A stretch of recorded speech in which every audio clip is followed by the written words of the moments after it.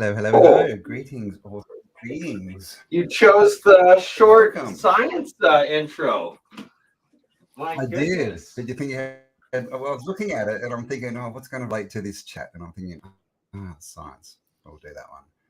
So, welcome, Bernie, and welcome, Lucas, from the LC King YouTube channel. How are you? Hi. Good, thank you. Thanks for having me. Oh, thanks for being here. We've actually, I think I first asked you for an interview about probably 2 years ago, and we've only just got it together. So all in due time. Don't rush these things. And the universe unfolds exactly how it's supposed to, and now we are here and ready for this. Yeah, exactly. So and hello everyone in chat. I won't go through your names. I'll put them up on screen. Thank you all for being here. And we're going to jump in.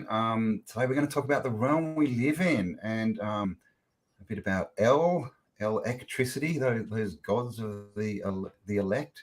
Actually, I was thinking about the word elect the other day. That's what they use, in ancient scripture and stuff, don't they? The elect were the sort of chosen ones, right? And now what do? We go and elect people to be the chosen ones of power. That's just crazy. Sure do. There's Callum. Hi, Callum. So, Callum's here. Hello, Callum. Everyone else, thank you all for being here. All right, so let's just jump straight into it then, hey? We'll get this show on the road. I can present if you like. Where do we want to start here, Lucas? Yeah, do you want to present? Tell us what is this place? What's going on here? Oh, I can only.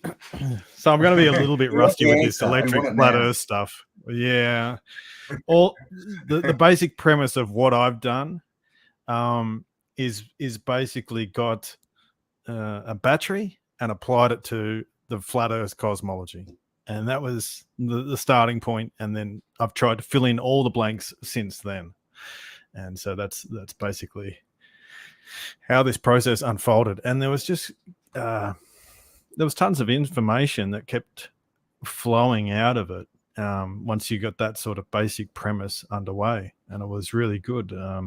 But I'll get this slideshow up, and that will help me sort of remember, because I haven't really been focused on the electric flat Earth for quite a while now, so this is going to be a refresher for me. And it's interesting because until we got the flat Earth model, all these kind of thoughts and stuff couldn't really happen, could they? If the sun was out 90 million miles away and we were spinning through space chasing it, it's a completely different model to two polarities, energies circling, orbiting around a stationary plane, isn't it? It's a completely, and from that, then you can kind of get the anode, cathode, the power source, all that kind of stuff comes out of that, doesn't it? Well, yeah, and it connects basically the technology that we have now to how the world operates. So you can actually find parallels in, and that was the big thing. It's like I can parallel what I'm talking about with, something like electrolysis or a battery or vacuum tubes or something realistic, and I can show that these are actually, very in alignment with each other. Well, I think in the end, that's all technology is, right? It's just replicating what's already here. Yeah. Well, that what has to be in nature. Whatever we do has to be in nature. So I started out looking at some of this stuff, and the first thing that sort of clued me into the electric sort of part of this was actually looking at a generator. And there's a wiring diagram wiring in a generator, 3-phase generator, that is called a star coil.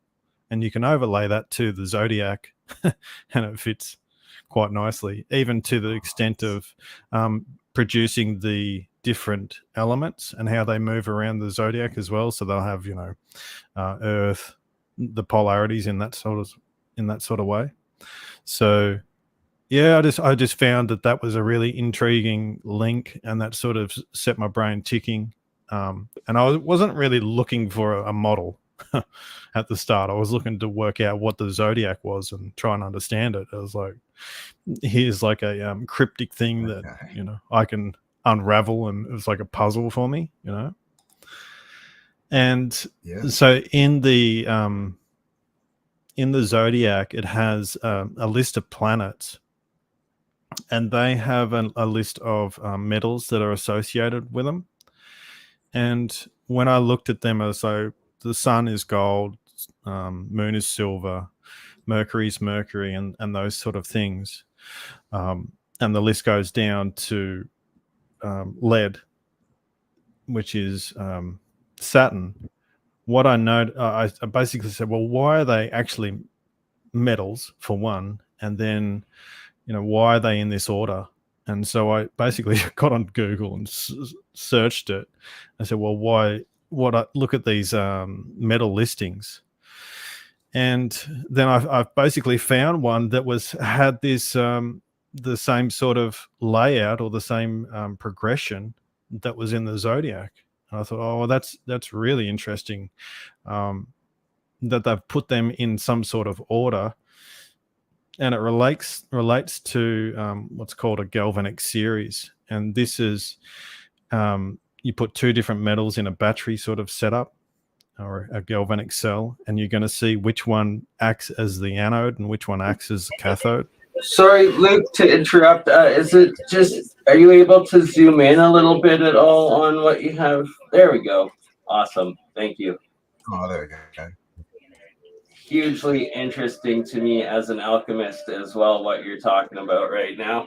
I'll let you continue and then bring up some amazing things I've discovered with the metals and the heavenly bodies. Sweet. Yeah, so basically you've got a range. These metals that were depicted in the zodiac were a range from anode to cathode.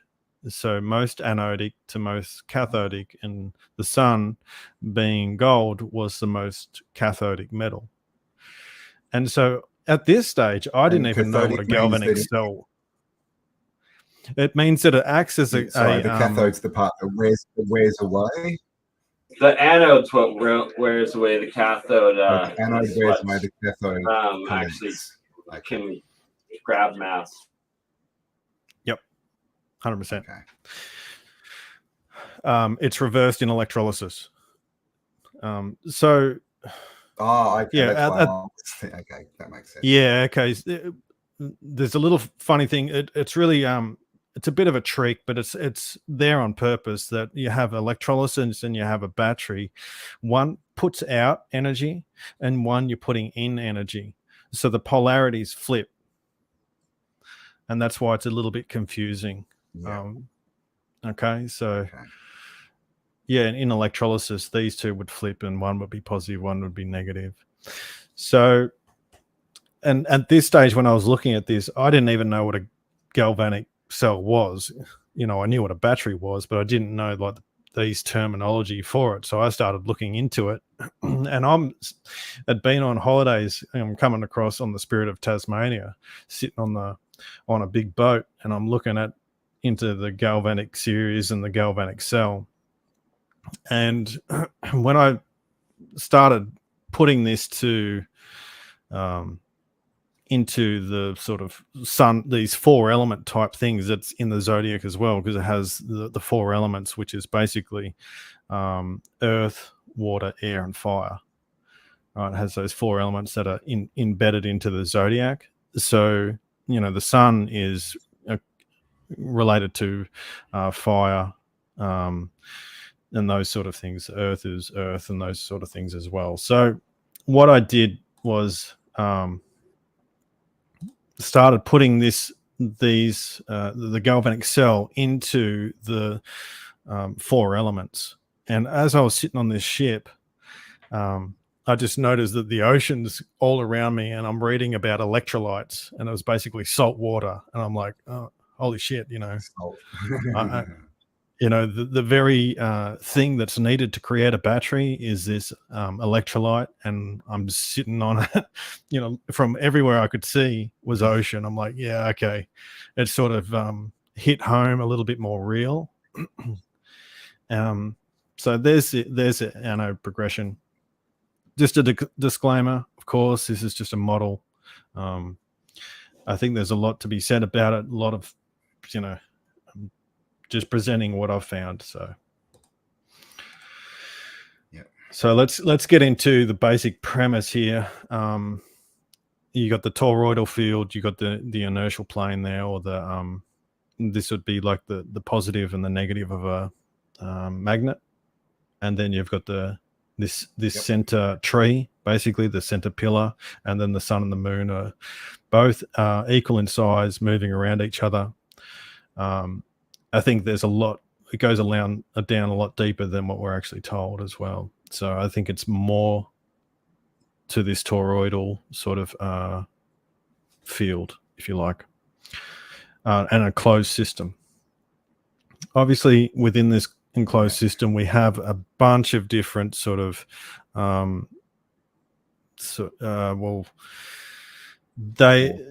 they're just polarities really at play. And once you start to put it into place, then you'll see that these pressures and all these different things start coming in. And so, you know, when you have looking at the anode and cathode as the sun and the moon, then you're getting changes in temperature, changes in resistance, voltage. You know, one's to do with heat, one's to do with cold. And this also has an effect on different salts, different charge potentials, pressure potentials, and all those sort of things are at play. So this also relates to our downward neutral. In a sense, just again, it's basically polarity at play again, where you have a positive material and a negative material that come together and they basically become neutral. And so this is where your density and buoyancy all come into play because of neutrality. So I'll just briefly go over these and just to set it up, and then we'll go into more of the galvanic cell and how it applies. So the galvanic cell is a fairly simple setup. It basically has you could split it down the mirror. It's like a mirror. So one is the positive side, one is the negative side. You'll have two different metals, and you'll have two different electrolytes, and they are able to move through this permeable bridge or a porous membrane. And so that porous membrane is what actually limits the battery from going to equilibrium really quickly and losing all potential charge.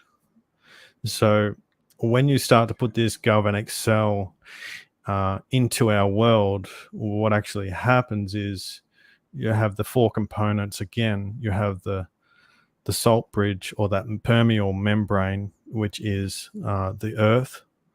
And then you have the electrolytes, which is the oceans. And then you have an anode, which is the moon, and the cathode, which is the sun. And so that is the basic four-element structure of it.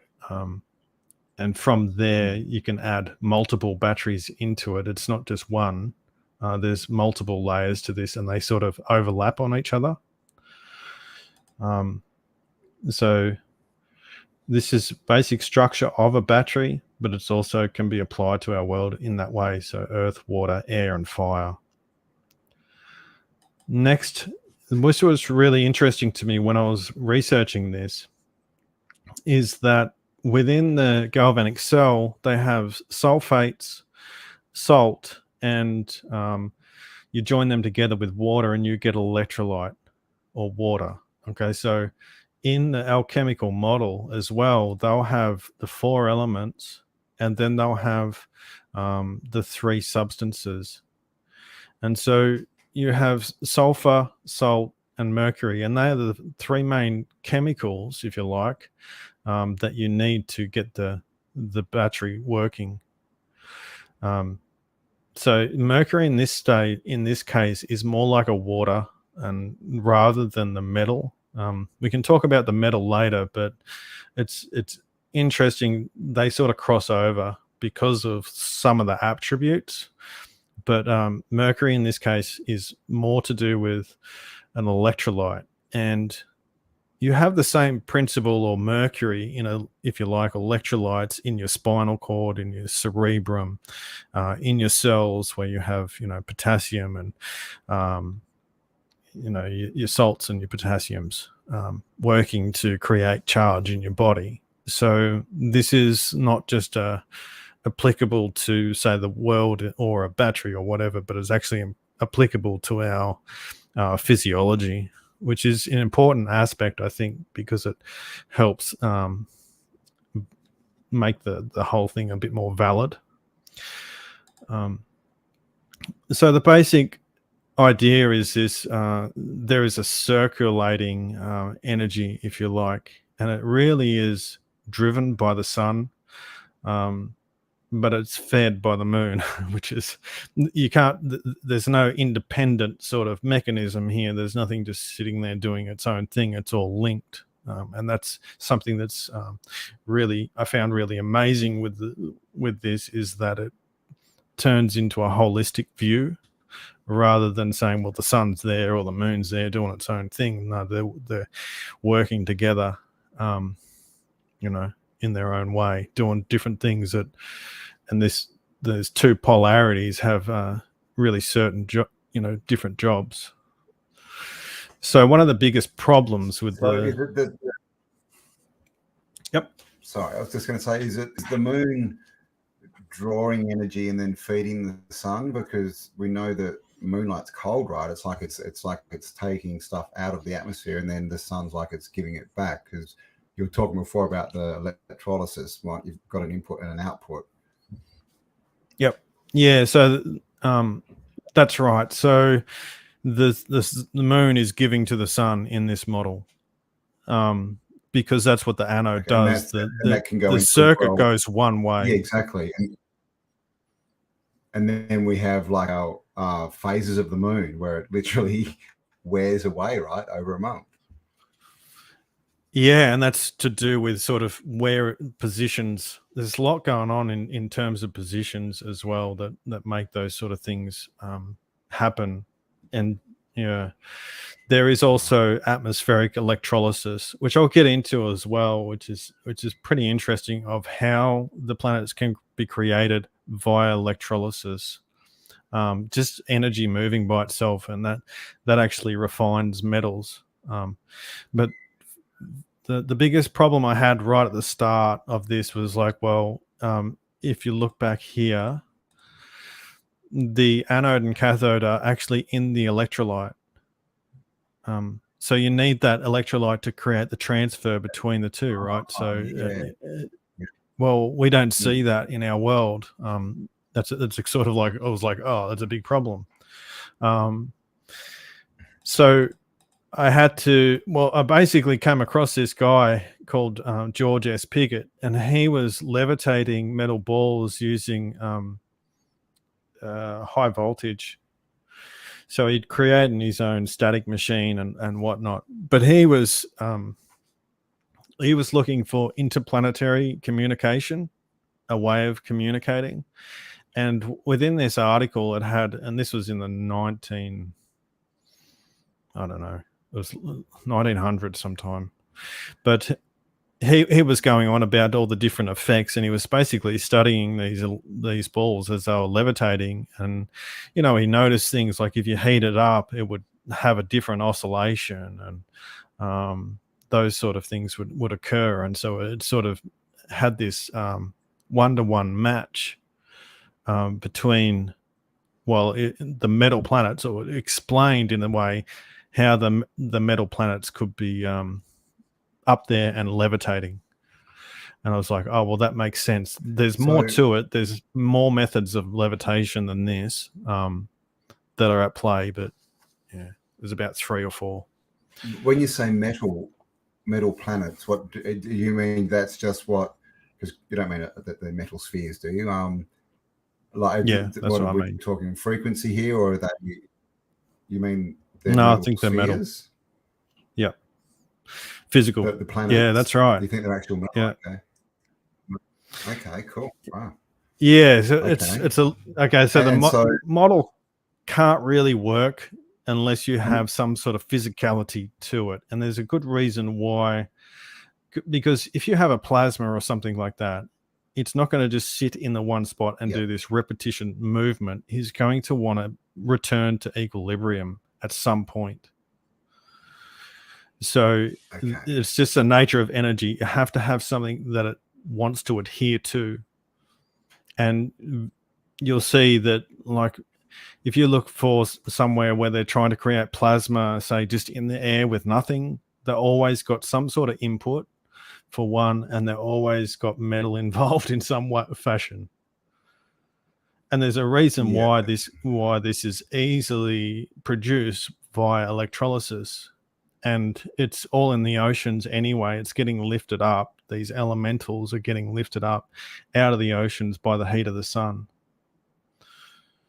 So it's not like they're getting it from somewhere, and that's actually getting refined via a decent process. And then there's just energy or voltage that is actually able to levitate, as well as a few other things at play that help with this process. So you've obviously seen the like Nikon P1000 close-ups of planets and stuff. What do you think we're looking at there? Have you seen those? So I have to interject on that one first off, and that is a straight up artifact problem caused by digital zoom and the digital like interference, where when you look through like an analog application or like a telescope, and actually like I've got a pretty giant telescope myself that I built as a child with my dad.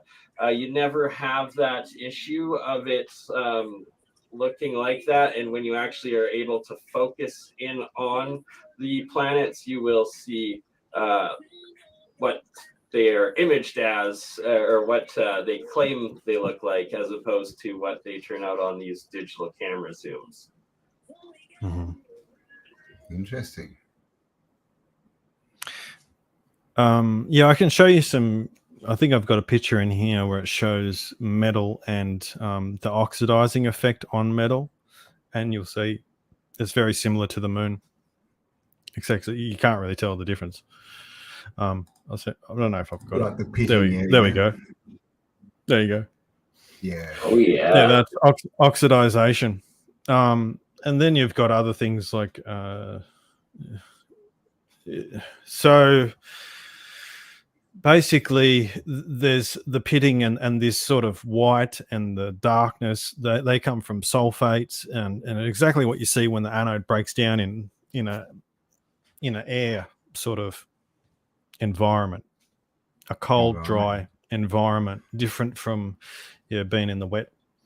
But so yeah, I put that in because it is a sticking topic for a lot of people, because it's sort of like I don't know, it sort of reverts back to the old model that they've been tried to get away from it.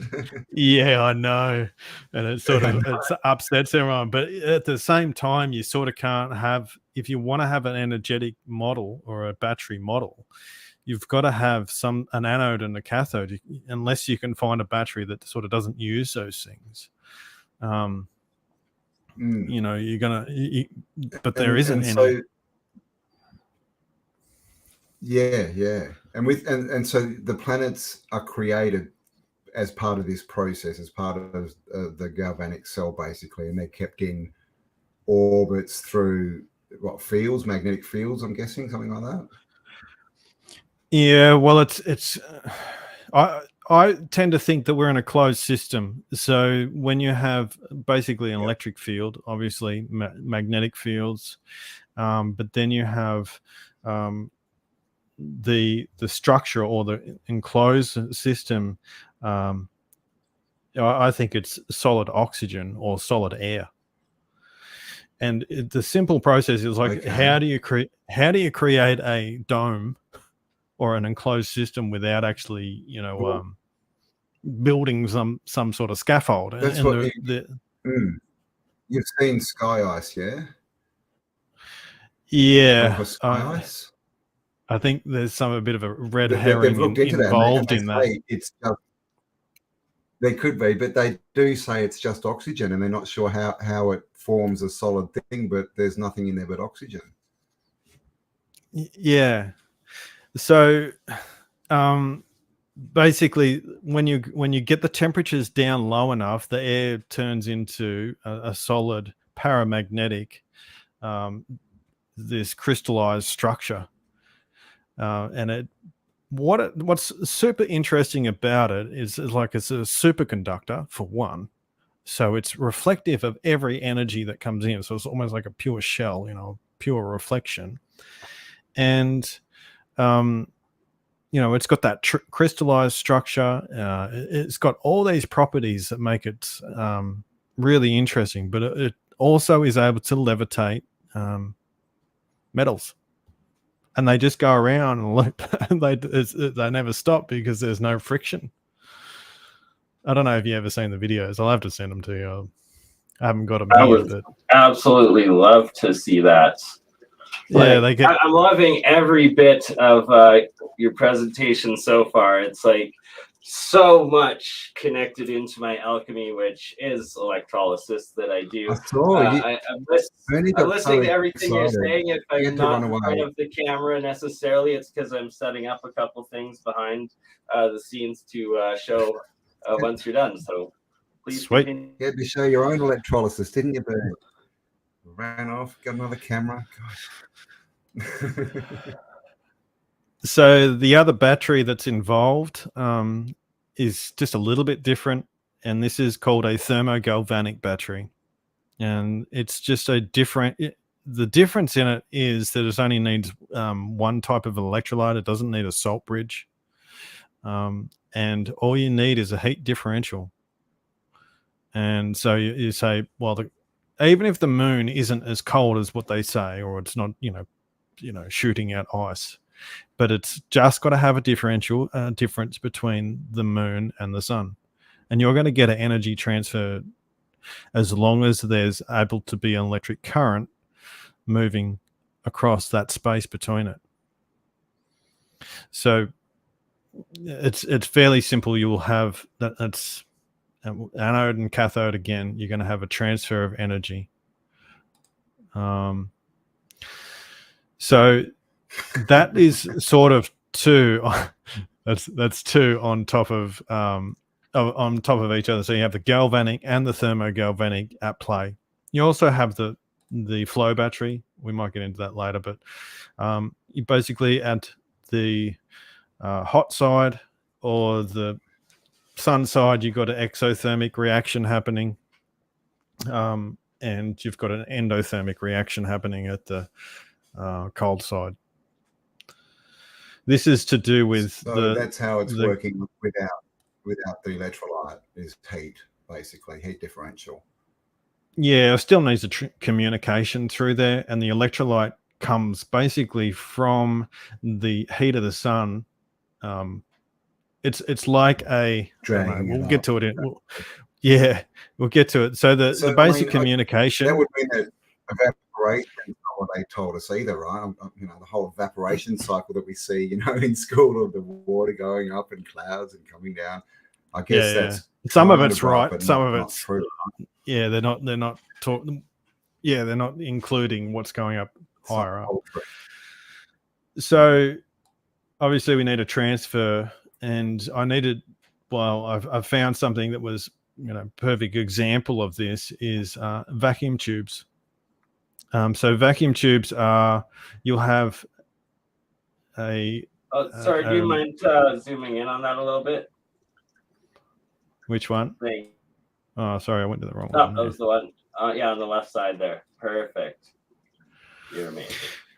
So the a vacuum tube is similar to a light bulb for people that don't know, but instead of having a wire between it, you have the anode and cathode are separated, and usually you'll have a little grate or something between it, but it's all enclosed and it's in a low pressure system. Kind of like a neon That's not tube, like a neon light more. yeah, More exactly like a neon that. light. Yep. So in that you'll have a gas, and it's usually doped with something, could be salts or whatever. And don't let the vacuum fool you. It's just low pressure. That's all it is. And they're used in old guitar amps, and they were used instead of what was it? Basically, your little switches. So that's your basic principle that's at play between the sun and the moon. Is you have a transference of electricity or energy from the moon to the sun, and it's exactly like a vacuum tube. So it's, if you want to look at that, people want to look at that, they can. So as when you overlay this battery, you basically have the cathode as the positive terminal, hydrogen production, because that's what the positive terminal does. It will produce hydrogen. It's exothermic, high current, high resistance, acidic, accumulator. So it accumulates energy. Gold, it's most notable. Plasma surface. Plasma is still involved, but you need metal to create plasma. So we'll get to why sunlight's color it is. Negative terminal, oxygen production, endothermic, high voltage, low resistance, alkaline, transferee. It is silver, second most notable, and it has more like ionic winds rather than a plasma.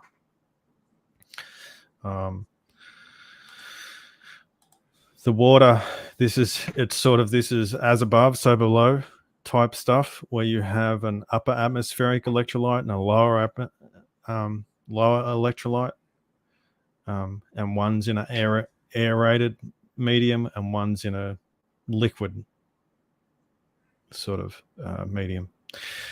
So we can have a look at some of the stuff that's in salt water. Not only is it sort of like a good for your sort of own blood, but it has chlorides, it has the sodiums, it has the sulfates, magnesium, calcium, and potassiums. These are the main ones for the battery that are in there. The chloride, sulfur. It's also got gold in it. It's also got silver. It's got tons of stuff. So there's plenty of stuff going on below. Do clouds come into this process? No, I'm not sure. I think clouds are like a plasma monoatomic. I'll cover that a little bit at the end too, when going over my aspects. Oh, okay. So maybe they're produced. Yeah, okay. Like when you did that experiment, you got all that stuff being just popped the ether into your jar. Yeah, right. I thought they were more like a salt. And I knew that when they add sulfates to the clouds, that will start to generate rain. So there is some sort of, galvanic type process going on in there, electrochemical process. Anyway, I just popped this into my presentation because I think it's really interesting to correlate some of this stuff with the body, and then that makes it really interesting. So this guy, I won't speak too much on it, but Rene Quinton, he was healing people with the use of seawater, and basically he would go down and he would get a certain type of seawater. Was like 30 feet down, and he was just making sure it was basically clean, and he was able to basically put it straight into people's veins, and they were healing from it. So the electrolytes or the salts and things that are needed for your body can be directly pulled from the ocean. So I just found this really interesting. You can do more reading on it for people that are interested. But Wow. people still So use we it don't need today. blood Like, banks. no, you don't need them. No, you just need ocean water. No. And he does. Wow. It wasn't like straight ocean water. Obviously, you have to get it in. It's a diluted form of it. But Mm. this shows the connection, because our body is electrochemical as well. The heart produces a voltage, as we know, and it's my theory that we have two different types of blood, in a sense. One's oxygenated, one's not, and they have your arterial and your venous or Aries and Venus blood. The red blue ship, yeah. Right? Mm. Yeah, and when those two come together, you see it in the flow battery. That when those two come together, that's how you get a voltage. And so the heart acts like the earth, like the membrane between it. Okay. Oh, okay. So okay. So yeah, it's that's almost why like heart is is different polarities, like the oxygenated. Okay. Yeah, exactly. And there's actually a battery that people should check out that it breathes, it runs on oxygen, and so the same sort of thing. So these can be correlated. It's crazy. Basically. But it's that's why there's like that anagram for earth and heart, because they're like salt bridges between the two polarities. Yeah. So the same thing. Okay. Yeah, both do the same thing. And there is sort of this pumping action that goes on with the thermohaline circulation. Really interesting how when the sun moves over the ocean, it actually heats up the waters expand and bring up the salts into it, because that heated water can hold more salt than the cold water. And so it does this cyclic movement. It's churning the salts at the same time it's moving around. So the haline, this cycle is really interesting, because it seems to have this differentiation between the internal and external, and a movement between the internal and external, and I think there's two different types of salts going on there too, which would be related to the potassium nitrates and the sodium chlorides. So the upper electrolytic gas is sort of recognized as the ionosphere, and they do recognize like a global circuit, they call it, and those sort of things. But yeah, they sort of say there's a sodium layer and those sort of things. Yeah. And the oceans move almost like our blood, like some of them are like, polarizes itself. Basically, we've got two circuits going. Yeah, I think so. And I think that's because of I think it's this heat and cold and heat differential type stuff happening again, Yeah, cool. All right, quickly, I want to say a big thank you to Andrew, Dick, and New West Reset for your support. We appreciate it very much, Lee. Oh, that's better. Sorry. Oh, there we go. I didn't do that. Wow, sorry. We figured it out. Sorry. That's halfway through. Now we're rocking. Yeah, so this one I relate to Now start again. Right? Okay. Oh, goodness. Okay, so this one I relate to the atmospheric atmospheric flow battery. And basically, I relate this to the heart as well. So this is what we're talking about. You have tank 1 and tank 2. One's a blue, one's a red. And then you have this membrane between, and this is where you get the voltage from, the two tanks. So I think there's a similar thing going on here with the sun and the moon. Where you have one red, one blue polarity again. Oh, I did a picture for it. There you go. Boom. Oh, nice. Yeah. And that, so Venus capillaries, nice. Yeah, the capillaries seem to have the same sort of thing going on as well. It's a replication. Earth capacitor. So in a galvanic cell, the earth, in the salt bridge acts, like I said, like a capacitor in a sense. It's holding charge and it's keeping the equilibrium between the two polarities. So in this sense, I think the Earth is acting as like a sink of energy as well. It's holding charge. There's also this movement. You need sort of like a movement of ion exchange through the salt bridge. And so this is what I think a lot of these groundwaters and aquifers and that's about, is actually this penetration of basically oceanic waters, but it's accumulating. And the other thing with the salt bridge is it basically brings together positive and negative.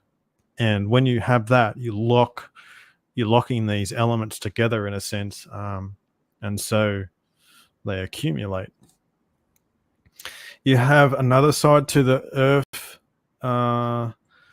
salt bridge, and that is molten salt or magma. And this is another type of battery, which is a molten salt battery that holds charge as well. Really powerful. They basically can store a lot of energy for a long time, and then all you have to do is heat them up, and they're off, and they're producing again. And so this is what seems to be going on within. There's a lot of high current sort of transfer between these positive and negative ions transferring, and then you have this molten salt. So how many batteries are we up to? About 5 batteries so far? I don't know, something like that. Yeah, something like that. And then we have the stratification type stuff, which is basically when you have this stratus, different layers of Earth that go down. It's like this one's just, I'm not 100% on this at all, but it seems reasonable enough that you have these layers of different plates and different metals or different contents of Earth, and they'll start holding a charge as well. So that's basically a voltaic pile, very simple battery. Yeah. The growth of the salt bridge or Earth is called electrocrystallization, and it refers to basically crystal growth using electrodes and electrochemical type processes. So I'll flick through these. We don't want to go on too long, do we? There's telluric currents. People can read up on telluric current induction in the Earth for telephone wires and those sort of things, how they transfer through the Earth. This relates to electroculture. If people aren't familiar with what that is, it's using electricity to actually increase crop growth. There's been a fair few tests on it and things like that. And so there's one in particular that I liked where he basically had wires in the ground and then wires above his crop. And he would do the polarity thing. So he'd basically have one positive and one negative. And he was getting good crop results. And then he'd flip the polarity and, do all sorts of different things and upset things, So I just found that interesting. So it may relate, there might be a correlation with that sort of setup and how the sun and the moon both affect us, or plants and animals and cycles.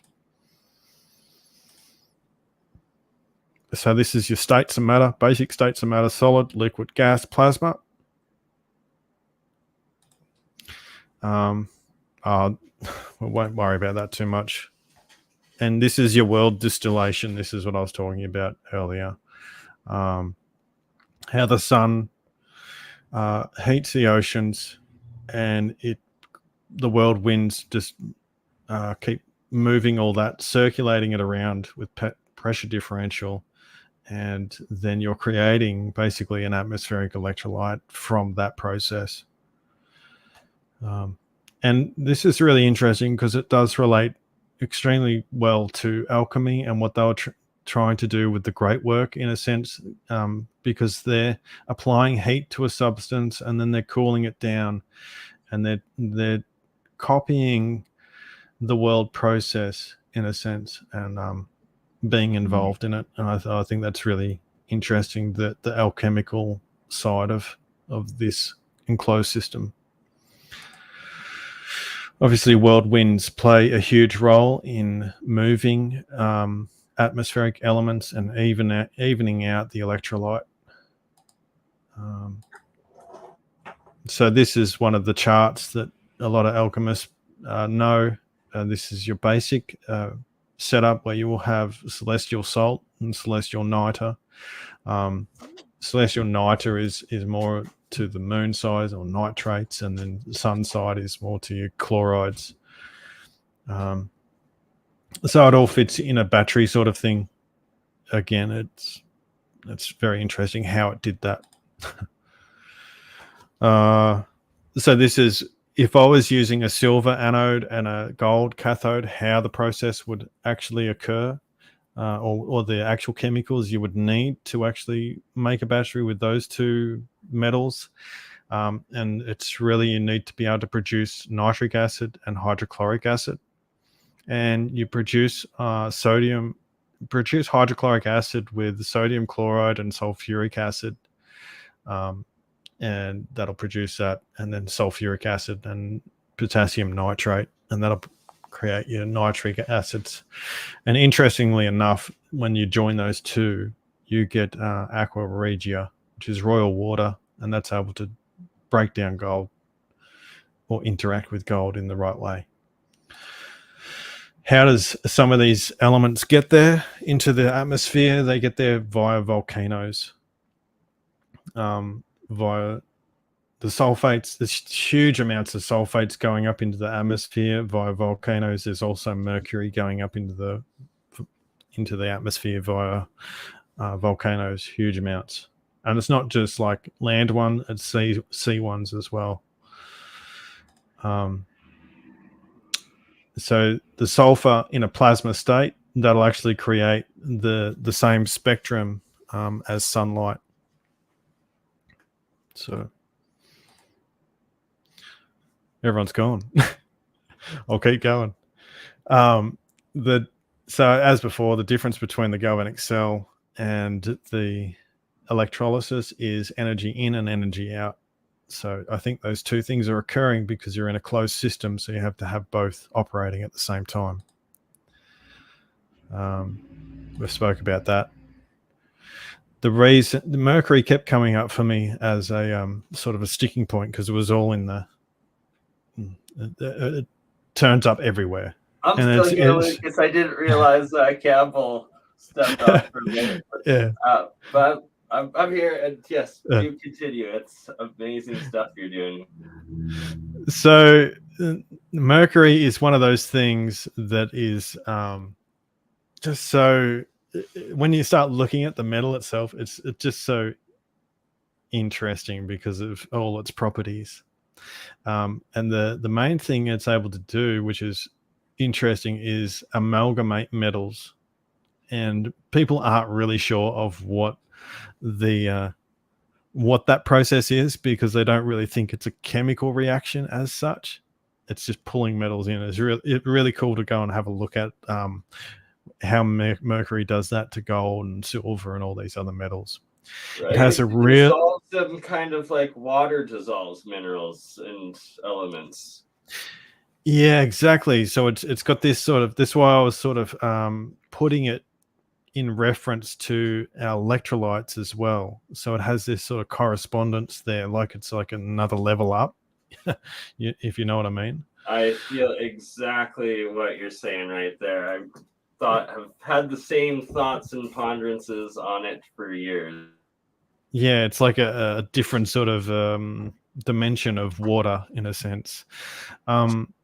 So it has a high surface temperature and it's liquid at room temperature. So these make it perfect for basically getting into a gaseous state and getting up into the atmosphere via the volcanoes. Now, why is it? It's also one of its interesting things it does is used in old mercury arc valve reactors. Now, it's really good at catching signals. Obviously, Mercury's amazing at catching signals, but it's also able to transfer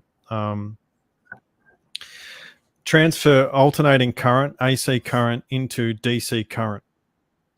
So that's a really interesting property that it's able Mercury to do. Right, as well as it doesn't break down or erode. It keeps replicating itself in this plasma arc state. It's very, very fascinating. Yeah, so, it's eternal. I mean, do you know of Paul Cook? He I think he was in Malta, and he found one of these in an old movie theater. Yep, like a Mercury arc rectifier. Yeah, because they were using it for power and stuff. Or something, light projection, don't know. Yeah, so that was really interesting to me, because the whole system seems to be built for DC rather than AC. So that's another special property and at the of moment Mercury. We're on AC, aren't we? We're on alternating. Yeah, we're on AC. Yeah. I think there's something dodgy are. going on there. Yeah. So the other thing is that they done an experiment where they would have like two poles, so positive and negative, and they put Mercury in it was like a maze, and it was able to find its way through the maze to get to the positive end, because it has a tendency to move towards the cathode. Wow. And I just thought, oh, that's really interesting. It's actually able to navigate around, which is just a really fascinating property on its own. So I read some pretty interesting articles. The other one that's really important is that you're able to grow silver on Mercury in nitrates. And you're able to, and they have transferred Mercury into gold via high voltage. So those two things. You just figured out the old chemical secret nearly. I mean, yeah, because we talk about Mercury a lot, right? And these Mercury balls and stuff that we see too. Yeah, it transmutates. It's because it can turn AC into DC. Would AC be what you would be picking up from like etheric energy if you were like drawing it other way around? DC is what you'd be picking up. Drawing DC, would you? Yeah, DC is what everything so I'm just trying to work what the Mercury's doing, but I've always thought it was more of an amplifier or like a signal rectifier, if you want to put it that way, to sort of tune in the signal. But yeah, well, it does that too. It does. It has all these properties to it that is just outstanding. But yeah, and that's why I think there's a process going on. Yeah, well, that's one. But I think there's a process going on that it's when it goes up into the atmosphere, it's actually accumulating metals. In a sense, it's pulling metals towards itself. It's got a high surface tension, so it's a spherical in nature. And it's also, then you've got the other processes of electrolysis that are actually going to start refining it. And then you've got the salts that are up there where crystals can grow and all these sort of things. But in general, once you add mercury to it, it gives another secondary layer of how metals can actually form up there, which is, I just find really fascinating. Of course, it's just a model, but, you know. Because mercury is the only metal that makes amalgams, right? That'll literally eat another metal and like combine with it. Yeah, exactly. At room temperature, yes. So, yeah. The boundary, the air dome, I think this is... So does that look like the old world was DC then? Correct. Is that what you're coming out of that? Like it was a DC that was being given out as the energy source? Because we're told that, you know, DC, right? That's the devil. You know, you touch it and you get electrocuted and die pretty much. That's what the whole Edison, you know, Tesla thing was about, right? And they're electrocuting the elephants and all this kind of stuff. I think that Well, this is obviously getting an AC into it. It has to get an AC because you're rectifying it. So it's being used to, say, charge a, whatever the electric vehicles, or do something in DC. So it has to be deriving the energy as AC. But to your sort of point, I do think that they have obfuscated how far they can actually push DC through telephone or the power poles and those sort of things. I think they can go much further and much more efficient than that was being told. That was the big controversy, wasn't it? Is Westinghouse Edison was going to have to build like stations every couple of kilometers or whatever to get his power grid up. Yeah, well, that's right. That's what they were saying. But I've read articles where it's not that in that case either. So I don't know. It's all dodgy. It's all dodgy when you go back. Very dodgy. I agree. With these rectifiers, are they being fed power, or are they drawing power? Like, are they their own power source and then feeding, or are they part of like a grid that's being fed in and then they're rectifying the power and feeding a machine? Yeah, they're getting energy. So and then they're rectifying that energy into DC, so we're usable for a different application. So I don't know how old these actually are. Like, they might not be as old as what we're told, but they're they are interesting, and they're just fascinating. We've got photos of them. We've got photos of them charging electric cars back in the 20s, I think. 100 years ago, not that long ago, but it's interesting stuff, isn't it? I mean, the more we get into this, it's like the world that, just 100 years ago was completely different to what they tell us. Look at these, they've got mercury bloody rectifiers and stuff, and we're told everyone's just living in the mud in a buggy, in a buck hut.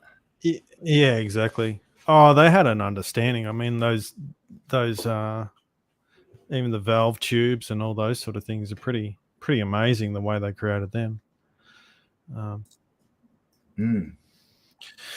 So I think we're nearly at the end here. Here's a question. Yeah. Have you heard of red mercury? And does that? Oh, sorry, is my sound low? Someone said my sound. Sorry. Red mercury. Have you seen that? Where there's videos that show that it is repelled by garlic and attracted to gold. Is that correct, or is it? Yeah, that's right. Have you seen that? Yeah, I've heard of it. I don't know. I think it seems like I think it's like dodgy. Yeah, right. It's got the mirror tricks and shit. Vampire, man. Yeah. Who knows? I mean, the attracted to gold. I mean, I don't know what the properties of red mercury are, but mercury would be attracted to gold, wouldn't it? Because it would try and eat it. Is that right? Yeah, I suppose. But it is negative charge. Yeah. I don't know. You'd have to do testing, but what I'm saying is, if the gold is the cathode, then it'll be attracted to the positive of that. So yeah, but maybe just not on its own. So if someone can just send us in some red mercury, we'll get some experiments going. Get some garlic out. Yeah, man. Okay, so we're nearly at the end. This ties into something that I find fascinating. I built one of these engines, or I modified an engine to run on plasma. And since we're talking about plasmas as sort of like the sun, then it really only requires three things. It requires a magnetic field, low pressure, and heat. So those three things, once you got them going, there's all the recipe for creating a plasma, pumping it up into that next state. And so this is a GEAT engine, GEAT reactor. And so you can do the same thing. It's basically got a spinning metal rod through the intake. As the piston comes down of the engine, it's creating a low pressure system. And it's obviously got the exhaust from the engine coming around the outside, so it's got the heat. And so you've got these three things, and you're actually creating a plasma. so these guys, if you see these engines where people have modified them, they run them on forgotten coffee and just crazy stuff, but I built one of these and it worked wonderfully. So just those principles are at play in the higher atmosphere, and so this makes it super efficient, super awesome. And that's about all I've got on the electric flat earth presentation. Don't stop. There's so much goodness. I do need a couple more minutes though to get ready a little bit of a live demonstration. I'd like to show you that correlates exactly to what you've been talking about. Sorry, I disagree. There's a video. Feminazi Slayer.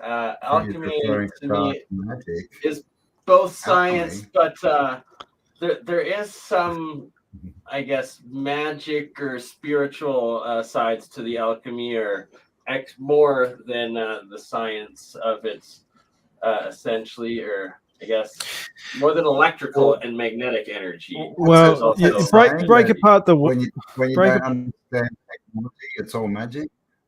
Yeah, break apart the word alchemy as well. You got Al and chemi. Yeah, it's if you say instead of Al, it's L. It's electrochemistry. You're taking the words out of my mouth, Lucas. I've been going around for years. It's electrochemistry, electric chemistry, and more so electrolysis chemistry is the science of alchemy. Yeah, 100%. And the other thing to say about that is, they do this all the time, right? All the time with information that is empowering, that is truth. They put it out there. They don't tell you, but they put it out in movies, and they put out this conspiracy theories that it's all evil and bad, and then you won't look at it. I mean, information should never be scary. If it's crap, you just discard it. I mean, this is the thing, because you read something about black magic doesn't mean you're going to turn into a black magician and start killing people. It's just exactly, and it's also all intent too. But there is some extremely powerful and I guess more negative people used it for dark magic as opposed to light magic, like spell stuff and guess craft, you'd call it, a craft of alchemy within that you can summon things, but that goes more into the occultic, witch, Wiccan, and wizard sides of studies than what I do on the scientific side of alchemy and its history. There is a highly sort of if you want to make spiritual your own home, throw some grapes in a microwave. Sorry. Apparently that makes there's this. I don't know. There's a spiritual component to this as well. When you start looking into polarity, especially, and just polarity isn't just polarity. When you look at it, really, it is actually a trinity, because you have one side and then the opposite side, and then you have to have a communication between them. So it's that overlap, that communication between them, that is really where the energy sort of comes from. And that's it starts to build a bigger picture of our cosmology as well, in a sense that a lot of these ideas about that middle ground, that middle way, and all those references, like the Buddha or the Jesus or whatever it is you want to follow, the middle path, the way between extremes starts to come into play, because you're not hyper focused on the sun or the moon side of yourself. You're sort of being that central pillar.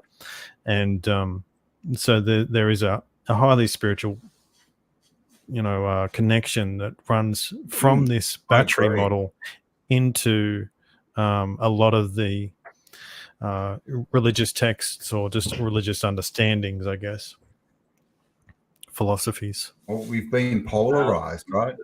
they've pretty much told us there's only positive and negative, right? But then Okay, Marco don't go Rodin anywhere. came out I and he's need calling, 5 minutes to get some things together. let's put a I'll be third right back. winding on it. Oh, okay. Yeah, Marco Rodin, I'm sure you've seen his work, put the third winding on it, right? Which is the ether.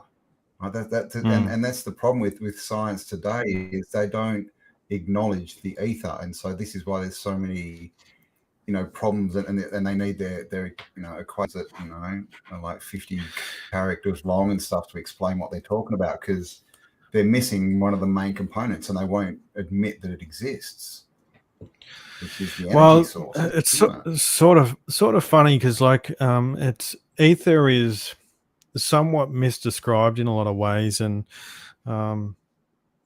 I think when you look at my model, in a sense, I don't call them, really should call it my model, it's just battery model, but it's the ether in this sense is the electrolyte, but there could be other things. Okay. We know that there's an so exchange of yeah. we know there's a mental exchange that goes on as well in our world. It's not just pure physicalness. There's this polarity that seems to be occurring as well, which I found, and it helped me understand a lot of the symbolism in our world as well, which was this polarity between mind and matter. And if you change the letter of mind and you flip the M, you get wind. And then when you have material and you flip the M again, you get water. So you have this wind-water dynamic. And that's actually in the alchemical chart. You can see that's a Mercury type construct. But so you have this polarity. And so a lot of the, when you see wings and anything to do with air, it's a reference to the mind. And anything to do with water and those motherly sort of stuff as well, you get a reference to this material. And there's no distinction because they're really both sides of the same coin. Just like the sun and the moon are sort of separate, but they're working together. So the mind and the matter in us is again working together in complete harmony, or wants to be at least. And so when we're looking at some of the mythological and these type of constructs out there, I think it's important that people understand that whenever you see something to do with air and head and above, it's all to do with mind. Anything below, it's to do with matter, material, matrix, mother, and those sort of things. Yeah. Yeah. And I mean, that's almost like manifestation, isn't it? We have to use the mind to bring things into the physical, right? Yeah.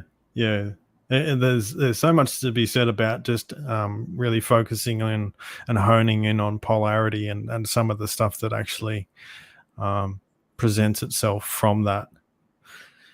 And a lot of these stories that we hear in mythological tales and are actually to do with how the world operates. And in a sense, you have this world tree in the center, and this is this axis between the mind and the matter.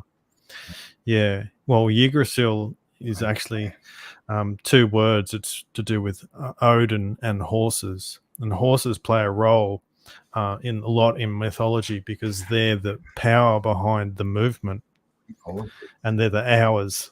Yeah, horses and hours and Horus and all that link up. I've just been looking into like dark elves and dwarves and all this stuff, and dark elves are the origin of nightmares. And the horses, man, these bloody horses, they're all around the elves. What's the deal?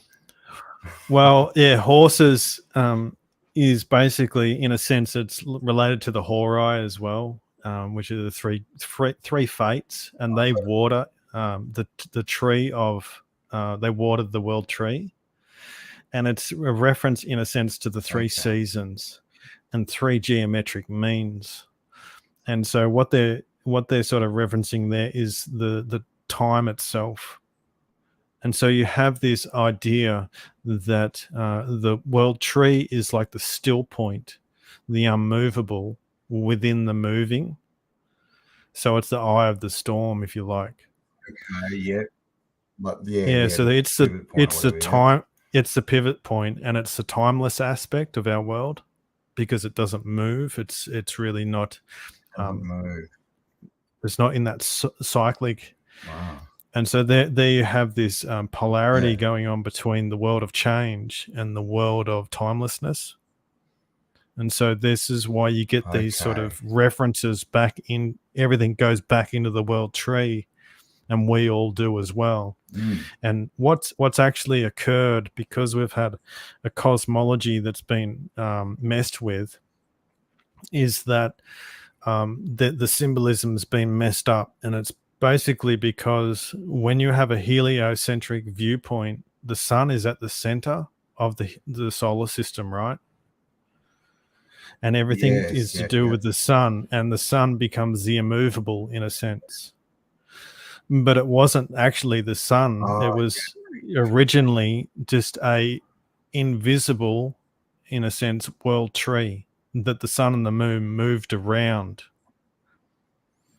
And it was related to the stars or the Polaris, like the right? axis they tell us about. It's the axis that the sun and the moon move around. It's on 20.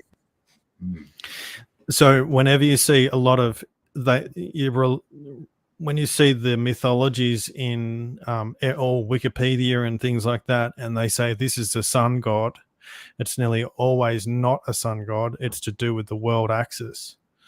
And you'll have Apollo, Zeus, Mercury, all these different ones that are actually in the center. Apollo. Yeah, Apollo. Yeah. Apollo. And Abraxas, which is the axis. And so a lot of the once you put that, Abraxas, yeah. So once you get that into sort of into your psyche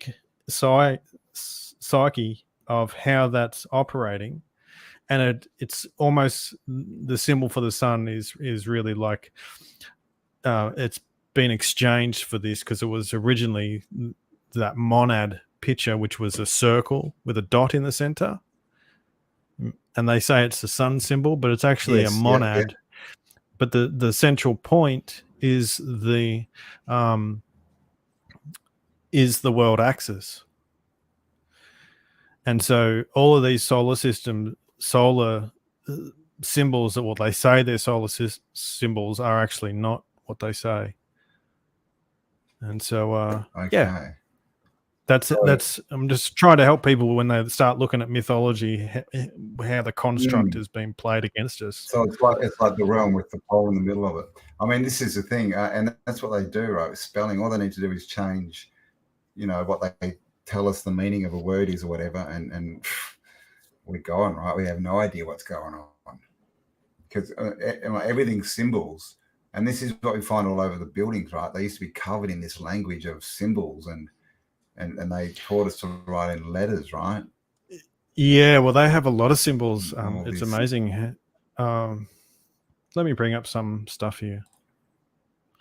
I mean, that's all they use. I mean, you just look at all the signs and that for, hazardous waste. Everything's a sign or a symbol.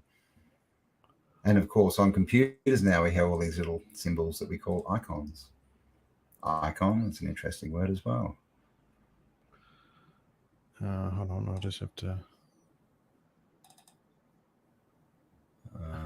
Concrete mason. So, is that showing? All right. Well,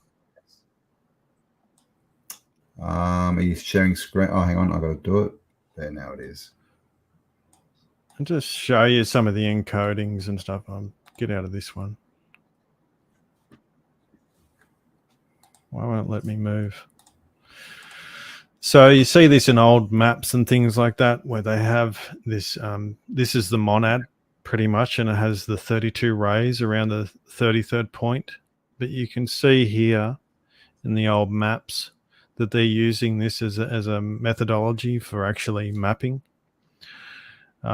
Really, really interesting. So some of the stuff that they say with these numbers are just complete rubbish. They're just trying to be, keep people down and hold them back from understanding what's going on. And especially when you're doing sort of navigation and things like that. So, 666 and people, get all upset about it and stuff. But, this is the minute divisions of the circle. And it's, it's related to the nautical mile and stuff. So that they're trying to, hide this information that's about our realm and how all these systems of measurement actually come into play, and they're actually built off music, which is really important, because when you're measuring out the cathedrals and things like that, if you have a system of harmonics that you can work off, then you know it's going to be musically aligned. And so this is 27 mile, 27 league, 20, and you will see that they have these harmonics. And you can see this number here is related to the precession of the equinox and things like that. But they're actually just harmonics of number. And they're all 9 numbers too. Well, you can see that some of these numbers are actually the God number, right? Yeah, it's sort of the infinite. It's the last one. It's a serpent as well. So you can see that some of these numbers are actually inbuilt into our hand as well. So the mathematics of the hand shows some of this, these frequencies 4, 3, 2, and 8. Yeah, and that's just a different way of calculating your hand, but just. You'll see a number of. One thing that they've really got us with. All they teach us is I call it accounting mathematics. Like literally, it's just how to do maths for money, right? That's all they teach you at school. They don't teach you any of this interesting stuff. Oh no, there's a whole world out there of really really interesting mathematics, and it's really. System, yeah. I was just going to say, how do you see it? I see it as like 10. See, we're taught that 10 is like the end of the first, group of 10, where it's actually the first of the next set, isn't it? Like 0 is the first number. So 0 to 9 are the first 10 numbers. And then 10 is clearly it's 1, right? 1 and 0, which goes up to 19, so which equals 10. And we go to 2. So you go 0 to 9, that's 10 digits. Well. Yeah, exactly. Well, you can do it a number of different ways. Yeah. But they teach us 1 to 10. Yeah. And then there's something really interesting that happens with triangular numbers and those sort of things. And you can see there's the 364-day calendar sort of built into triangular numbers, which is really fascinating as well. I'm actually building an app and hopefully it'll be released soon that's going to have a conversion between the 364-day calendar and the 365-day calendar, and it'll have a clock and stuff on it. So what's the 13th month? Is that going to be? I'm just having it as counting, isn't it? Yeah, it actually where I started the start of the year for this on the app will start at the 1st of April. And I did it there because it actually, the way it divides the sky, and it will only have one division of one of the star signs, and that will be it'll split basically Scorpio into 2. But if I had it in different spot, it wouldn't split the sky properly. Yeah. Okay. So you could always add like Lucember as a new month. Yeah, no, I'm not adding my own month. I just had it at numbers. And so shit. It's a bit, that's it. But we could all worship you for a month every year. No thanks. So this one is an interesting one if you want to get back to the horses and that. And your anagram for horses is heroes. And then you take the H off it, you get eros, which is love and desire. And so there's a lot to go into with horse symbology. Mary's ocean, isn't it? Mary's ocean in French, is it? Yeah, Marina is to do with the oceans, and Mary. Marina. Yeah. Yeah. So and Cool. backwards, it's or you can make Mara is an anagram for Rama, and so that you're sort of making the Hindu god then, so it all ties in. And this is Kama or Kama, related to the Buddha's mother. But it's a deep rabbit hole that I'm doing a lot of research on. Well, even when they talk about the apocalypse in the Bible, they mention horses, don't they? Is it the horses of the apocalypse or something? Is that right? No, horses. The 4 horsemen. That's it. Yep. Well, they're the seasons, because you take horse is hora in Spanish, and it means hours. So it's a designation for time. Yeah, which is Horus, which relates back to Jupiter and all those sort of characters which are part of this winged god. But what you find is that they're just relating things to time, and so as well as power, like horsepower. And so when you see the chariots pulling the sun and the moon, well, that's the hours and power behind things, and it actually stands for a type of law that's embedded into it as well, a type of logo, so divine timing. So there's a lot to it, but anyway, it's just for people to go down that rabbit hole if they feel they want to. This looks very Tower of Babel, doesn't it? Like there was this language, but it wasn't like language like we think of language. It wasn't like letters and spelling and all this. It was like an understanding of symbols and symbolism, all this. Like it's like, like the Facebook symbol, the blue, a white F in a blue square does not mean Facebook. It means billion things, right? Somewhere you can talk when you can post it. So that's what language was, where we've been taught that a word is just, we're looking at, we're like infants. We look at a word like walk, that means to move your legs. And that's all it means, right? Like, but their symbols like encode so much information and I think this is what the buildings were. You could stand outside a building and read it, I think, and it would tell you what was going on, what the building did and all this kind of stuff. And wow, and then, it's really interesting, because that's what gets me about the old world buildings. They have nothing on them. No advertising, anything. No, they've all been stripped. Yeah, okay. A facade has been put on. The further back you go, the more they've got. But it's all like proper. Like it's all the statues and the facading and all that. Yeah. I'll quickly show you where that horse symbolism actually comes from and how it relates to the zodiac. Just bring up that slide. We'll quickly go through this.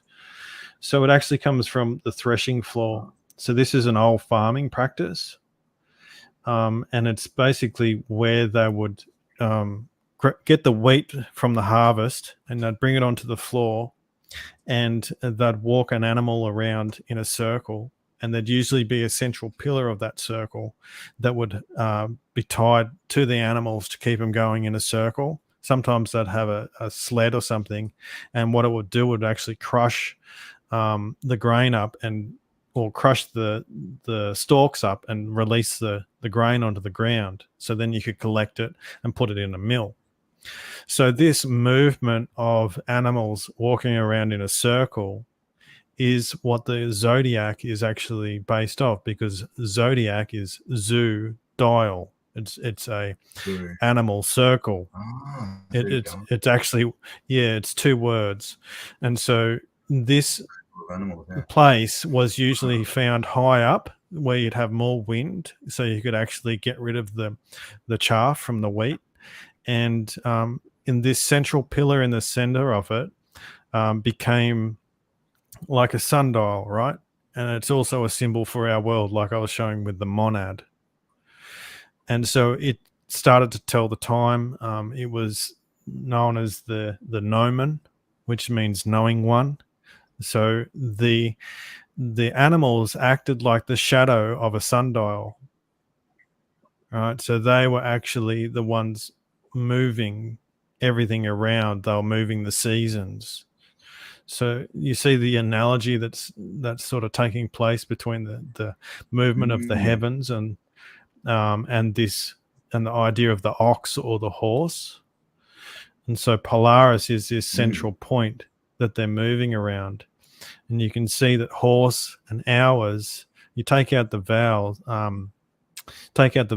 and you'll get hours, you'll get Horai and all the rest of it. So the Horai were goddesses of the seasons and natural portions of time. So you're getting this whole story that starts to come out of it from this understanding here. It makes me think of all the animals that were walking in circles recently. That's got anything to do with I don't know. changing of ages. I don't know. So maybe they just wanted some wheat to eat. I don't know.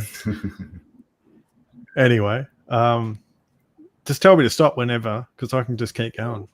Yes. No, you're good. You keep going. Okay. I've got to deliver meals. I've got to deliver meals soon, so I'll have to nick off in a bit. But so this central pillar is sometimes called the omphalos stone, and this, relates to your, what do they call them, obelisks and things like that. Yeah. Oh, okay. Right? I thought you were talking about someone else. The phallus stone. Yeah. Well, it's Sorry, it's a joining of two. Because you're joining the heaven and the earth, right, with that omphalos. And so you're joining the masculine and the feminine together, and that's where you get hermaphroditic, right? You get the two polarities coming together. And how are the polarities created? They're created out of the vesica. And it's this vesica that starts to create the net. Yes. Yeah. And this is the net that sits over the omphalos stone. And most of the omphalos stones or the obelisks are literally sitting on top of a Vesica Pisces symbol. Yes. And so everyone thinks it's all about sex, but clearly, again, there's more going on there, right? It's not just about trying to symbolize a man's bits and a woman's bits. No, it's symbolizing. It's a creation story, because this is how you can show something as created via geometry. So, and these and the ratios that come out of the Vesica Pisces are very, very special, and they show something very interesting, is that they are like pi. They are transcendental, which means that they go on forever, like the square root of 3, square root of 2, and those sort of things. These ratios are extremely important. And so that's what comes out of, that is what is born out of the Vesica Pisces, right? Now, if you take the Vesica Pisces further, you'll create the seed of life and then the flower of life. This is actually the tree of life, but they call it the flower of life. And you'll notice that 37, there's 37 points all up.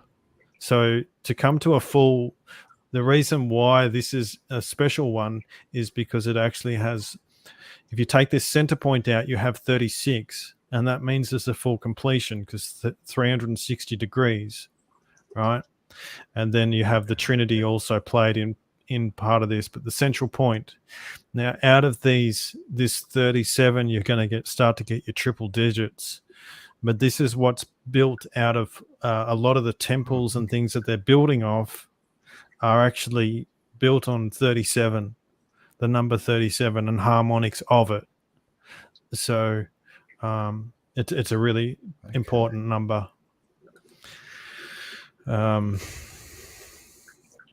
This is where all you get all your 37 has, or is that it's just what's come out when they've been studying that shape, pretty much, isn't it?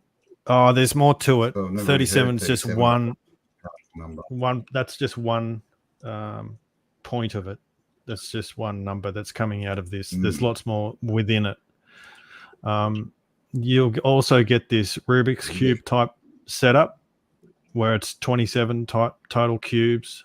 The 216, so that nautical miles and those sort of things start to play a role in it. So you're starting to see that the temples that they're building is based on this flower of life geometry.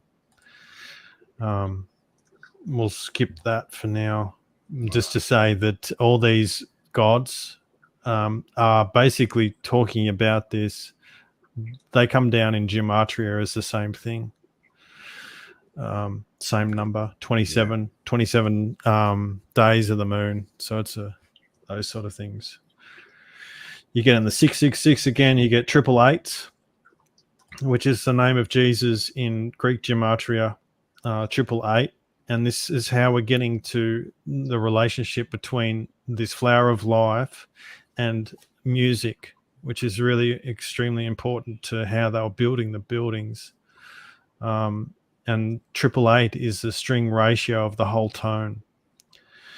So we're starting to see that how they're actually encoding these names is part of a musical system and a mathematical system.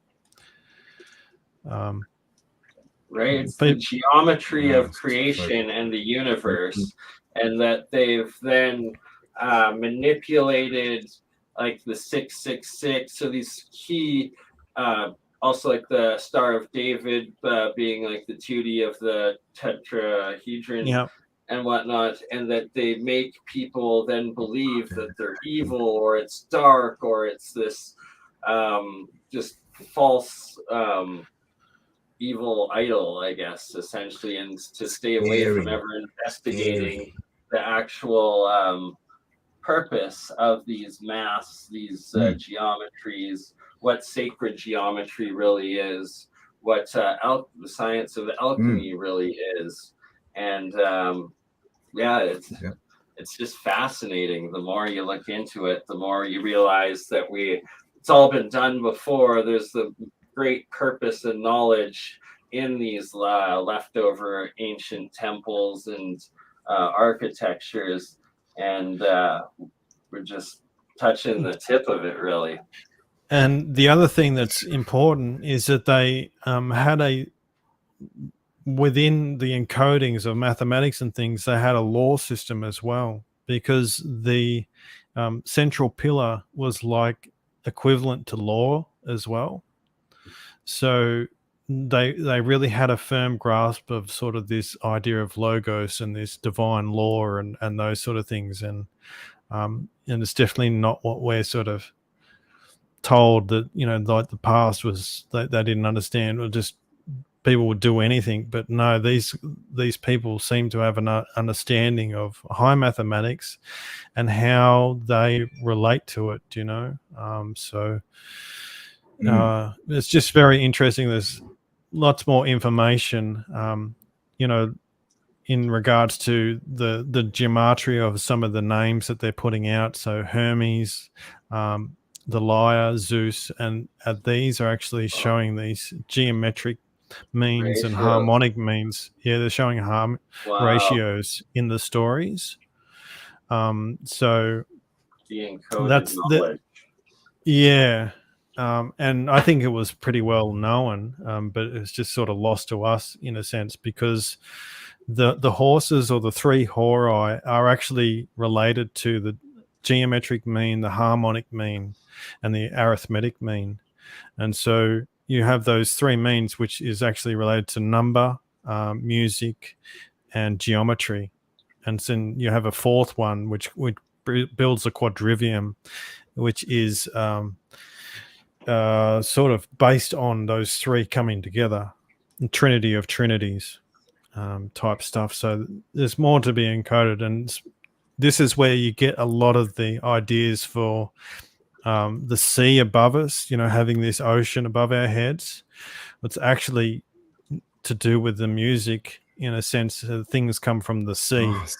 The root note is C, and so you have the central pillar of this musical scale is the F sharp, and that builds a tritone.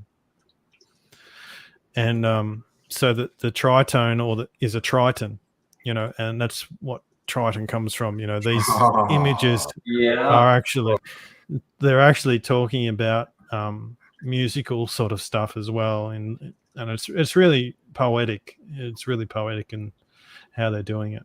And it gives way more purpose and meaning behind the actual sacred geometry, and what made this information so sacred and important is that it's actually the coding of the universe and how energies flow, how matter takes shape, and how elements and life interact with each other. Exactly. So whenever you're seeing something, and that's what the architecture shows you, whenever you see something, it's reminding you of some of these powers that are at play, these concepts that are at play, and constantly reminded of music, constantly reminded of these things, and just it really starts to come alive, and what they're trying to convey is much more beautiful than what we've been told. And what our world shows us is stupid friggin' ads and mind-numbing stuff compared to they're pointing to geometry and music and things like that. Right. It's completely different. And how much they've manipulated our current music and whatnot against us, as well as information and symbols. Earlier, while I was getting ready a little bit there, shout out Monetized. Thanks. Oh, thank $5 you. Thank you. That symbols have so many more meanings, right, than just a letter. And you have to take in that old saying, a picture's worth 1,000 words. And basically one symbol can have 1,000 different meanings and pieces of information attached to it. And I quickly just want to put this guy up, the 3 principles of alchemy. Before you have to run off, Lucas, I gotta go over that with you quickly. So I'll let you get back to what you're. No, I can shut this down. I'll let you go, mate. Let's have a look at. All right then. What's happening here? So there's the chemical laws, I believe these 3 are called, and the first one being the 3 principles: the sulfur, the salt, and the mercury. And actually, do you mind? Are you able to pull back the one slide that you had of the 3 of those again? Yeah, I'll find it. Give me a sec. Okay. And so I see these symbols being the 3 principles of electrolysis and monoatomics here: the sulfur, the salt, and mercury. And the sulfur is the cathode, and the mercury is the anode, where the salt water there, or the salts here in the middle, is actually in salt water. And that the sulfur being the cathode, that's your negative connection going in, and the mercury being the anode, it being the positive. And then that sulfur is the triangle up, and it's on the cathode side, you have gas being released that goes up. The cathode turns the water into hydrogen. The hydrogen comes up off of the cathode, and it's going up off of the reaction. And then essentially plasma, fire, flame, it also goes up out of the reaction. And on the anode side, the mercury, you have the decay, breaking off chunks of the solid metal, breaking down, going into the reaction, and then also dissolving into the liquid, which are the 2 heavier states of matter. And what you then connect into the 4 elements, fire being a triangle up. Well, fire is plasma, and a type of plasma, and we now know that plasma is the 4th state of matter. Air, it's also going up, but has a little line through it, so it's not as I guess light or intense as plasma. It's 1 state of matter down, but it's still a gas, and air is a gas. That's your 3rd state of matter. water, triangle down. That's a liquid. That's the second state of matter, and it goes down from the center. Like we float in water and things dissolve down into water and it's below us. And then the final one being earth, the triangle down with the line at the very bottom. And while solid is denser than liquid, it's the very, very base state of the elements. So it's your four states of matter. And then it says plus the elements. Well, plus the elements means, well, the elements, which is the periodic table of elements. And every single element has its own alchemical symbol, and these symbols are ancient. This is nothing new. I think the actual pictographic language of alchemy is the oldest, or at least one of the oldest written languages throughout all of ancient societies and civilizations, and it's still used within the occults and the secret societies of today as a language, and they understand those symbols a lot more.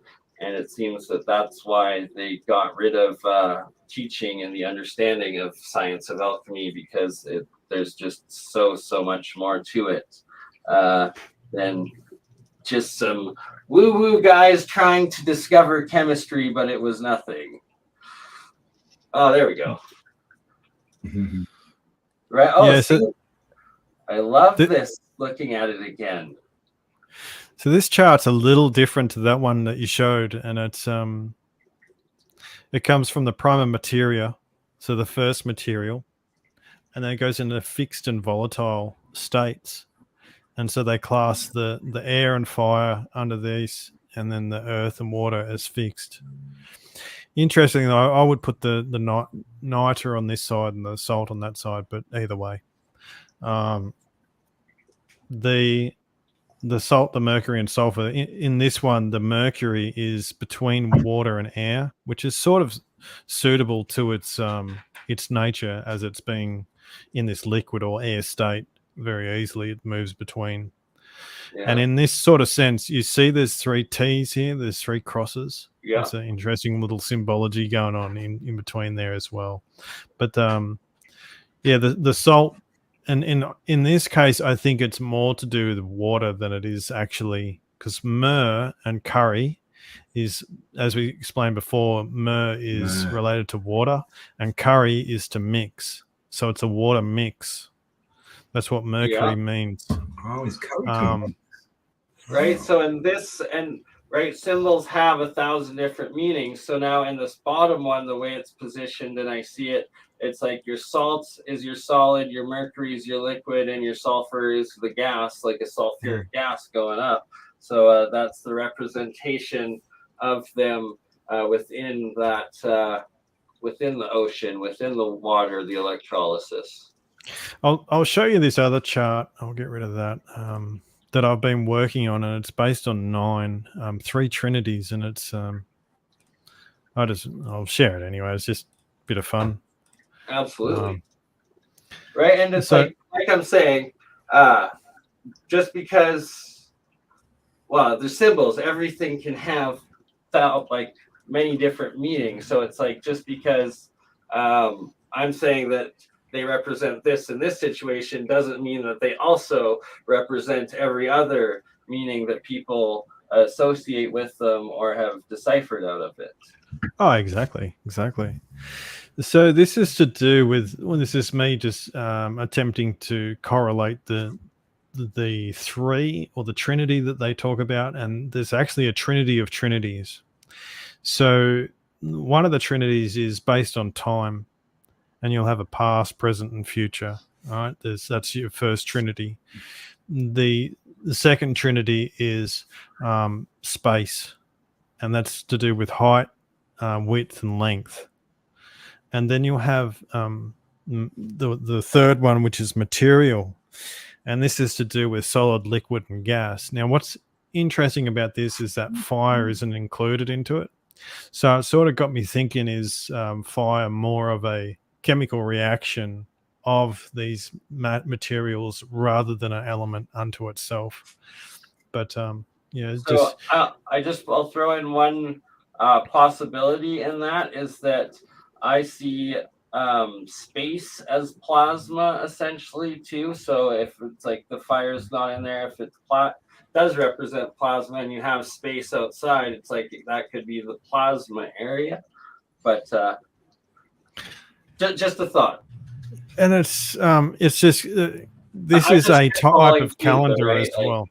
I'm just spitballing things, so it's Yeah, like yeah. I could be completely off as well. So this is based on a type of calendar that's a 9-month calendar. So yeah, would be interesting to apply it to a seasonal thing as well. So it's got the spring, summer, and winter, and you've got the 3 hori, which are the geometric, harmonic, which is number in time.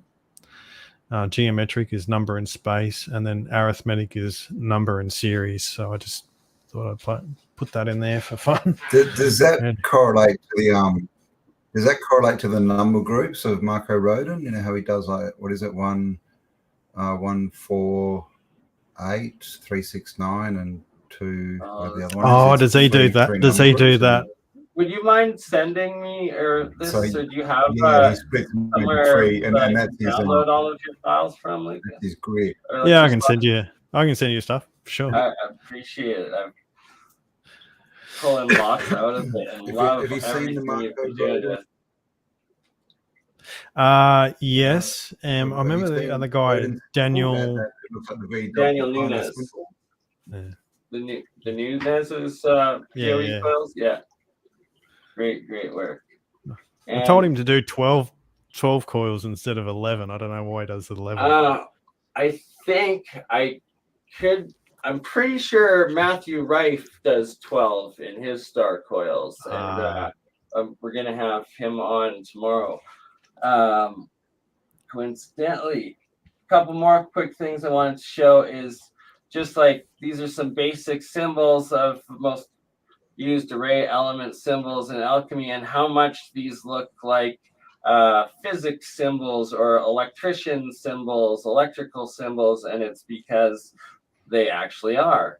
And the sun there, gold, the big dot and the outside, that's the exact same as electricians use for the right-hand rule and how electromagnetic field forms and moves and acts.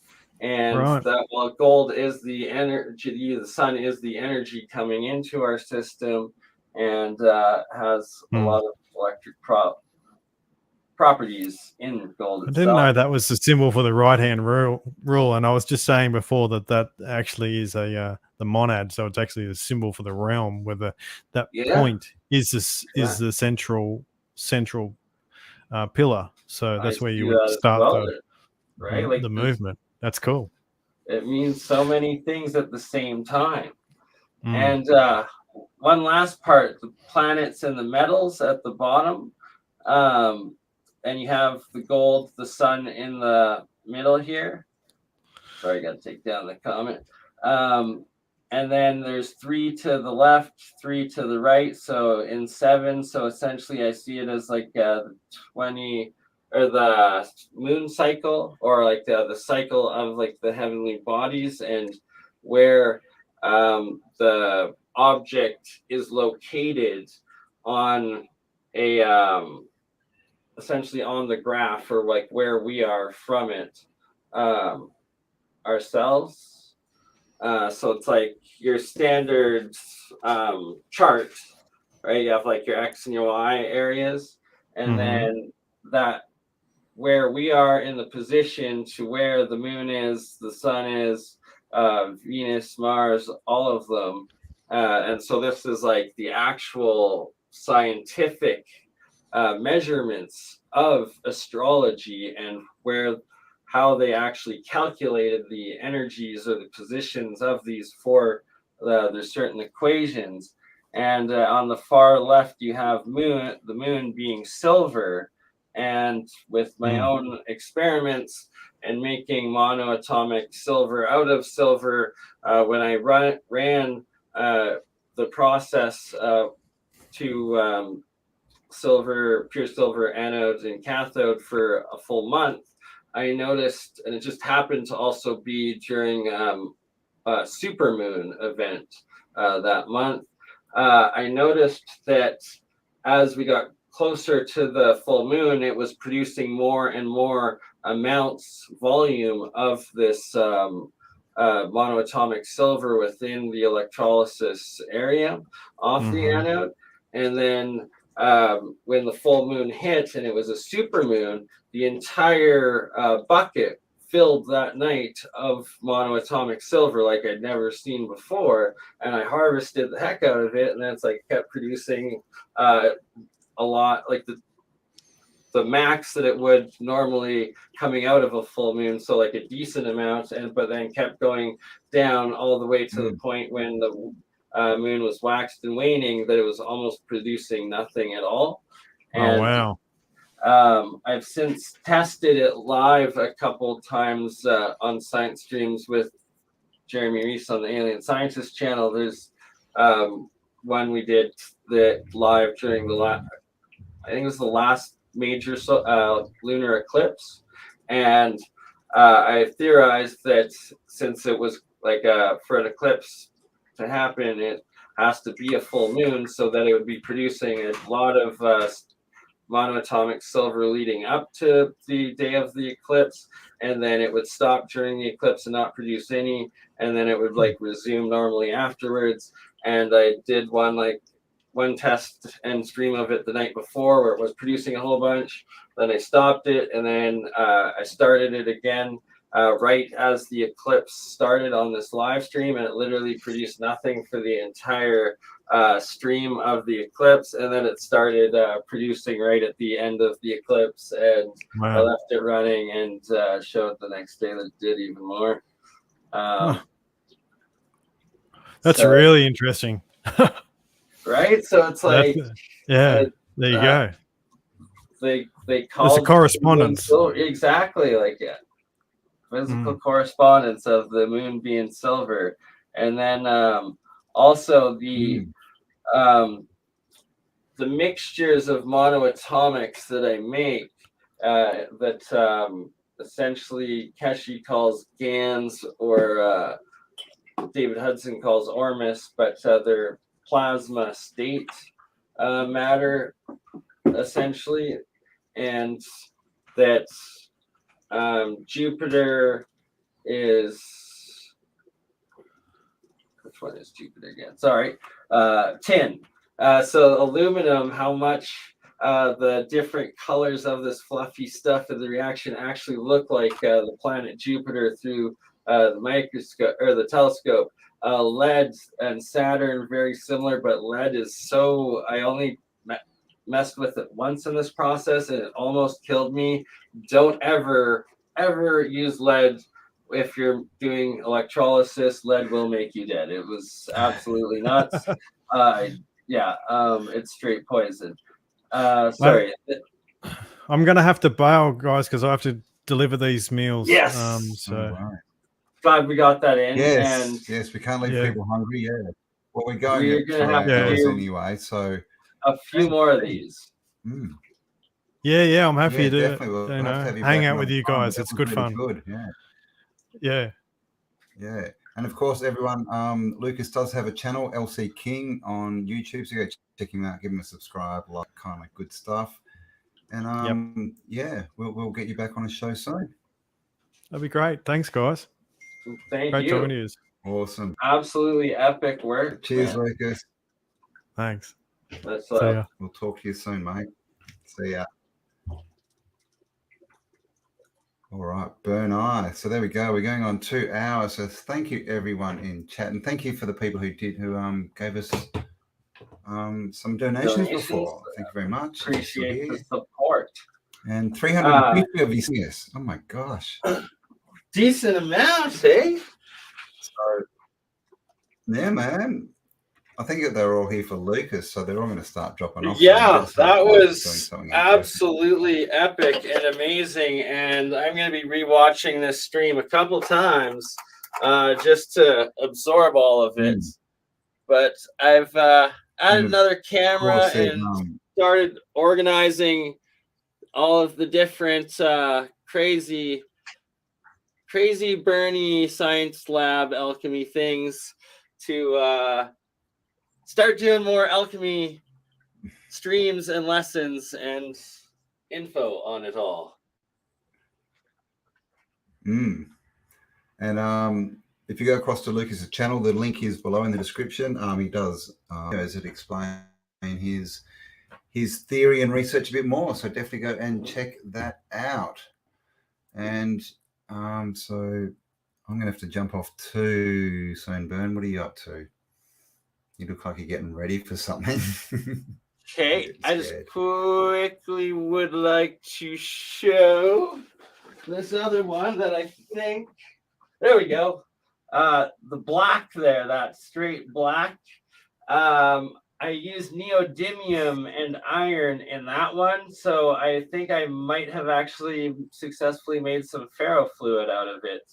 I'm gonna do some tests on that and see what came of it. And yeah, it's absolutely an epic stream, and hopefully the first of many. Yeah.